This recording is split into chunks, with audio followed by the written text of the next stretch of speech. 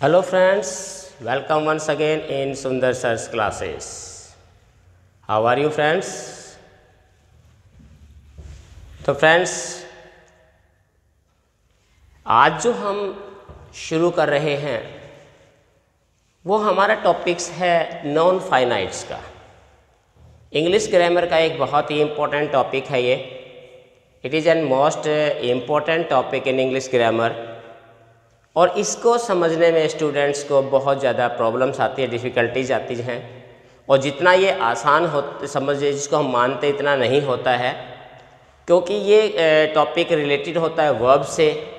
कि वर्ब्स को अगर हम थोड़ा डिटेल में पीछे जाएं तो पता चलता है कि पहले तो हमें वर्ब्स लेनी होती है कि वर्ब्स फाइनाइट और नॉन फाइनाइट दो प्रकार की जो वर्ब्स होती है, उसी पे हम लेते हैं नॉन फाइनाइट्स वर्ब्स के लिए कि नॉन फाइनाइट्स वर्ब्स कौन सी होती है। तो उसके बाद जब नॉन फाइनाइट को आगे हम अगर डिफ़ाइन करते हैं तो नॉन फाइनाइट्स भी आगे जाके हमारे कैटेगरी जो बनती है वो सबसे पहले जो बनती है हमारी वो क्या होता है, इन्फिनेटिव। इन्फिनेटिव्स। दूसरा जो हमारा होता है जेरंड और तीसरी जो कैटेगरी इसका थर्ड जो पार्ट बनता है वो होता है पार्टिसिपल।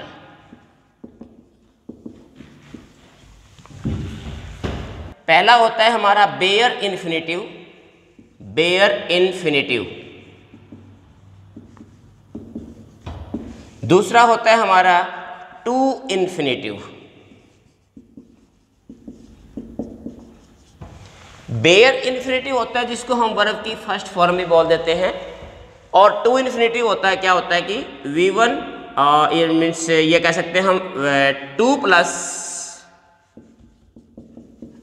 V1, यानी वर्ब से पहले 2 का यूज किया जाता है तो वो हमारा टू इन्फिनेटिव कहलाता है।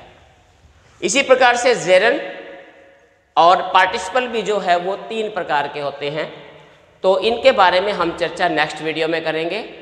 अब हम जो आज का हमारा जो टॉपिक है जो हम चर्चा करेंगे वो हम लेंगे इन्फिनेटिव्स का, और इन्फिनेटिव में हम आज जो करेंगे वो करेंगे बेयर इन्फिनेटिव्स के बारे में। कि बेयर इन्फिनेटिव जिसे वर्ब की फर्स्ट फॉर्म भी होती है, इसका यूज हम कहाँ करते हैं, कैसे करते हैं, कौन सी वर्ब्स के साथ हम इन्फिनेटिव विदाउट टू जिसको हम बोलते हैं बेयर इन्फिनेटिव को, तो इसका यूज़ हम कहाँ करते हैं, तो इसके बारे में जो है वो कौन सी ट्रिक्स हैं जिसका हम पता लगा सकते हैं कि यहाँ जो है वो बेयर इन्फिनेटिव आएगा। फ्रेंड्स आज हम जो ले रहे हैं बेयर इन्फिनेटिव्स को ले रहे हैं। बेयर इन्फिनेटिव जिसको इन्फिनेटिव विदाउट टू भी बोलते हैं, विदाउट टू यानी टू के बिना, और जो क्या होता है केवल वर्ब की फर्स्ट फॉर्म होती है। आज हम आपको मैं बताऊंगा इस लेसन में कि बेयर इन्फिनेटिव यानी कि वर्ब की फर्स्ट फॉर्म विदाउट टू का यूज़ कहाँ कहाँ होता है, तो उसके अंदर थोड़ा सा आप ध्यान से देखिए इसमें। और सबसे पहले जो इसका यूज़ किया जाता है वो क्या है, सबसे पहला जो हमारा पॉइंट है वो है हमारा कि जो भी हमारी ऑक्सिलरीज हैं, हेल्पिंग वर्ब्स हैं, जो भी हमारी ऑक्सिलरीज या हेल्पिंग वर्ब्स होती हैं, just like do, does, did, ये जो हमारी हेल्पिंग वर्ब्स है, इनके अलावा ऑक्सिलरीज यानी means modal auxiliaries. Modal auxiliaries में just like will, shall, can, may, जितनी भी हमारी मॉडल ऑक्सिलरीज हैं, जितनी भी हमारी जो मॉडल ऑक्सिलरीज हैं, सिर्फ ओट और नी, ओट टू और यूज्ड को छोड़ के इन सभी मॉडल ऑक्सिलरीज के बाद के साथ हम हमेशा ही बेयर इन्फिनेटिव का यूज करते हैं। सामान्य अगर भाषा में मैं कहूँ तो ये कह सकते हैं हम कि जहाँ भी आपको डू, डज, डिड या फिर कोई मॉडल ऑक्सिलरीज नज़र आए तो वहाँ आपने हमेशा वर्ब की first form means bare infinitive का प्रयोग करना है। एग्जाम्पल ले लीजिए, जैसे ही कैन डू दैट। अब यहाँ पर कैन आ गया तो यहाँ पर जो हमारे पास जो वर्ब आई है डू, ये बेयर इन्फिनेटिव है, means verb used without to. तो इस प्रकार से जैसे, और हम डू डज के एग्जाम्पल भी ले सकते हैं। How do you know him. अब यहां देखिए इसमें हमारे पास डू हेल्पिंग वर्ब है, तो इसमें जो वर्ब जो हमारे पास नो आई है वो क्या है, बेयर इन्फिनेटिव है, मीन्स यूज्ड विदाउट टू। तो फ्रेंड्स इस प्रकार से आपने देखना है कि बेयर इन्फिनेटिव का प्रयोग हम कहाँ करते हैं कि जब भी हमारे पास डू डज या डिड आ जाए या कोई भी modal auxiliaries can could may might shall should will would may need dare और जो मस्ट है हमारे पास, तो इन वर्ब्स के इन जो ऑक्सिलरीज है, जो मॉडल्स ऑक्सिलरीज जिनको हम बोलते हैं, इनके बाद आपने हमेशा बेयर इन्फिनेटिव का प्रयोग करना है।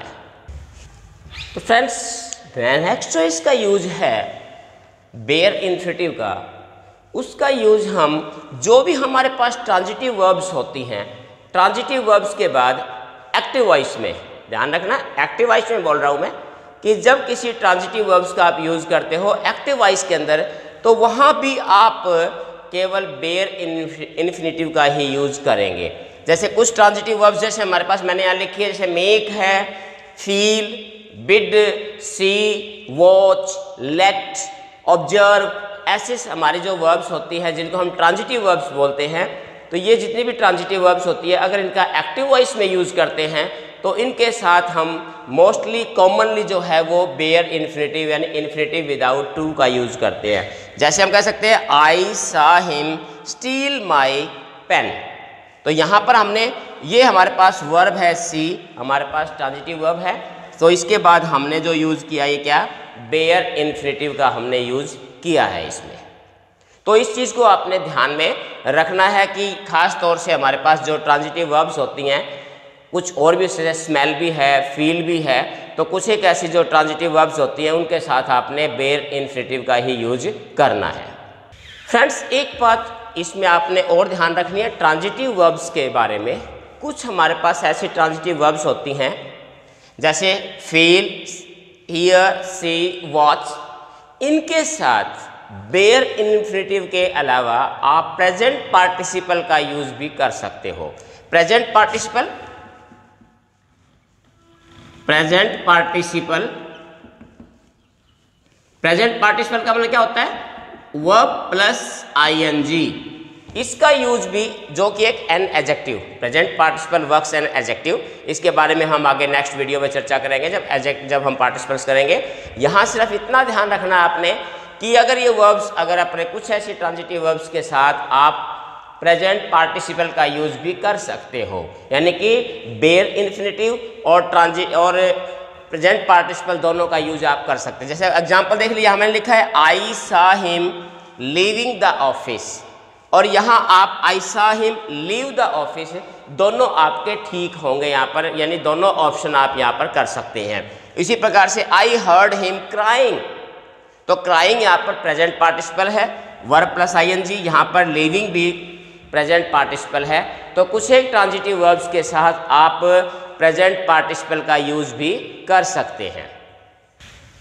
फ्रेंड्स नेक्स्ट जो इसका यूज है बेयर इन्फिनेटिव का, उसका बहुत ही एक इम्पोर्टेंट यूज है और जो बहुत ही आसानी से आप इसको याद रख सकते हैं, वो क्या है कि जो भी हमारे पास हैड और वुड की फ्रेज होती है, यानी हैड और वुड के साथ जो फ्रेजेज होती हैं, जैसे had better, had rather, had sooner, would rather, तो ये जो हमारे पास फ्रेजेज होती हैं जो हैड या वुड के साथ जो बनती हैं, तो ऐसी जितनी भी जो फ्रेजेज होती हैं, इन सभी फ्रेजेज के बाद आपने केवल जो है वो बेयर इन्फिनेटिव का प्रयोग करना है। इस बात को आपने अच्छी तरीके से याद रखना है कि जो भी हमारे पास जो ये हैड या वुड फ्रेज है, just like had better, had rather, had sooner, would rather, जैसे प्रकार की जो है, फॉर एग्जाम्पल जैसे I would rather die than bag.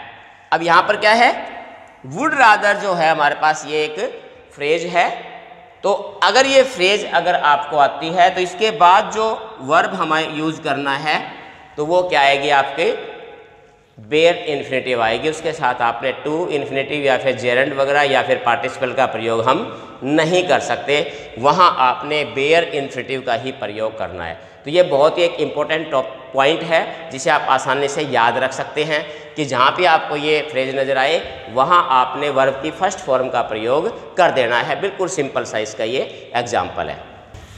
Friends, next और अगला जो इसका जो भाग है, जो पॉइंट है जिसको हमने याद रखना है कि इस पे वेयर इन्फिनिटिव का यूज़ हम कहाँ करते हैं, तो उसको ध्यान में देने वाला पॉइंट जो है वो ये है कि देन, बट या एक्सेप्ट वर्ड्स अगर कहीं आते हैं तो इन वर्ड्स के बाद आपको हमेशा ही जो है यूज़ करना है वेयर इन्फिनिटिव। लेकिन ध्यान रखना है कि ये जो वर्ड्स है वो एज एन कंजंक्शन जो है वो यूज़ किए जाएंगे।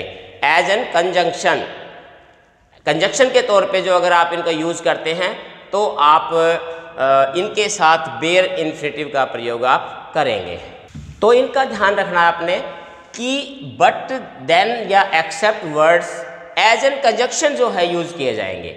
अगर ये कंजंक्शन के रूप में प्रयोग होते हैं तो इनके बाद जो भी वर्ब आएगी वो वेयर इन्फिनिटिव के रूप में प्रयोग की जाएगी, means without to. Just like he did nothing but laugh. तो यहाँ पर जो है बट क्या है, एज एन कंजंक्शन यूज किया गया है यहाँ पर। तो यहाँ ये हमारे पास क्या है, वेयर इन्फिनिटिव है। इसी प्रकार से जैसे I could do nothing accept greet you, तो यहाँ पर भी हमारे पास क्या है, ये वेयर इन्फिनिटिव है। तो फ्रेंड्स, इस प्रकार से आपने ध्यान रखना है कि एक वेयर इन्फिनिटिव का प्रयोग आप कहाँ और किन परिस्थितियों में करते हैं। कुछ गिनी चुनी बातें हैं, जस्ट लाइक सबसे पहले जैसे हमने कहा कि अगर कोई भी हमारे पास ऑक्सिलरीज वर्ब हैं, डू, डज, डिड या मॉडल ऑक्सिलरी, उनके बाद आपने वेयर इन्फिनिटिव का प्रयोग करना है।